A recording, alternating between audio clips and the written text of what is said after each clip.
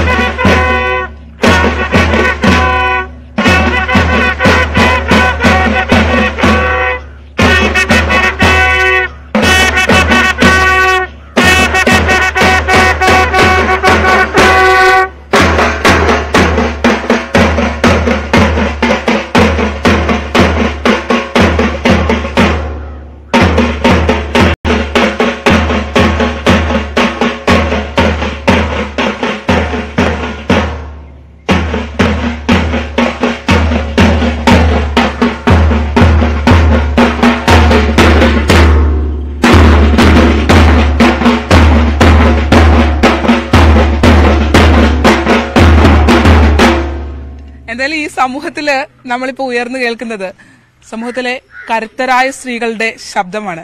അവര് ആത്മാഭിമാനത്തോടുകൂടി സ്വന്തം തൊഴിലിടങ്ങൾ, വ്യത്യസ്തമായ തൊഴിലിടങ്ങൾ, അതിൽ കുടുംബശ്രീയുടെ പങ്ക് നമുക്ക് പറയാതിരിക്കാൻ പറ്റില്ല. കുടുംബശ്രീ അവർക്ക് നൽകുന്ന ഒരു പിന്തുണ വളരെ വലുതാണ്. ആ കുടുംബശ്രീക്ക് തുടക്കം കുറിച്ച ജില്ലയാണിത്. അതുകൊണ്ട് തന്നെ ഇവിടെ വ്യത്യസ്തമായ ആളുകളെ നമുക്ക് കാണാൻ കഴിയും. പക്ഷെ ഗംഭീര പെർഫോമൻസ്. Thank you. നിങ്ങൾ ബിസിയാണ്, ഭയങ്കര ബിസിയാണ്. ഞങ്ങൾ അതിൽ ഒത്തിരി സന്തോഷമുണ്ട്. കാരണം ഞങ്ങൾ ഒരു വേറിട്ട ഒരു ഇതിലേക്കാണ് ഞങ്ങൾ വീട്ടമ്മമാർ ഇതിനകത്തേക്ക് വന്നത്. അതിൽ ഒത്തിരി സന്തോഷമുണ്ട്. പിന്നെ വരുമാനം, അതിന്റെ ഒപ്പം തന്നെ ഞങ്ങൾക്ക് വരുമാനം കിട്ടുന്നുണ്ട്. വലിയ സന്തോഷമാണ്. എല്ലാവരും വലിയ ഹാപ്പിയാ. ഞങ്ങൾ ഇത്രയും പേരൊന്നും അല്ല, ഞങ്ങൾ 20 പേരോളം ഉണ്ട്.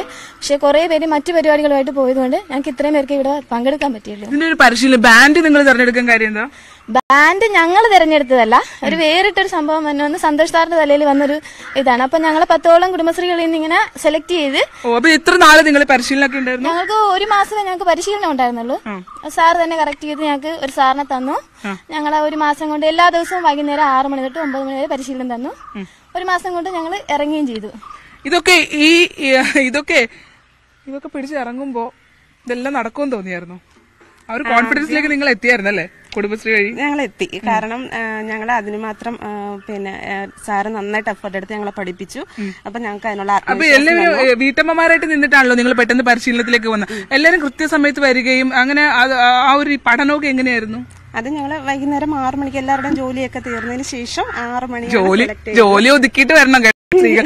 എത്രയാള് നമ്മള് എത്ര വനിതാ ദിനം എന്ന് പറയുമ്പോഴും നമ്മൾ സ്ത്രീകളുടെ അവസ്ഥ ഇതൊക്കെ തന്നെയാണ്. അതിനിപ്പം ആരാണെങ്കിലും അല്ലേ? അതെ, ഞങ്ങൾ ജോലിയൊക്കെ ഒതുക്കി എല്ലാവരും കുട്ടികളൊക്കെ ഉള്ളവരല്ലേ. അപ്പൊ എല്ലാരും അതിനനുസരിച്ച് എല്ലാം അറേഞ്ച് ചെയ്തിട്ട് 6 മണിക്ക് വന്ന് 9 മണി വരെ ഞങ്ങള് പഠിച്ചു.